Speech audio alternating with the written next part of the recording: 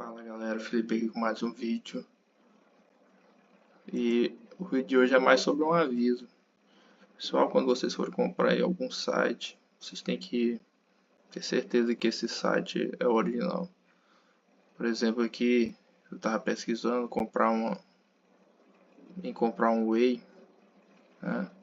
E apareceu um site clonado aqui da Groove, igualzinho, idêntico, né? E se você comprar aqui, você vai cair no golpe. Um Whey que quer R$ 69,90. Aí se tu for procurar aqui o Whey mesmo aqui, por exemplo, esse Whey da Groove, vamos ver o preço, 124, pô, que é o preço original.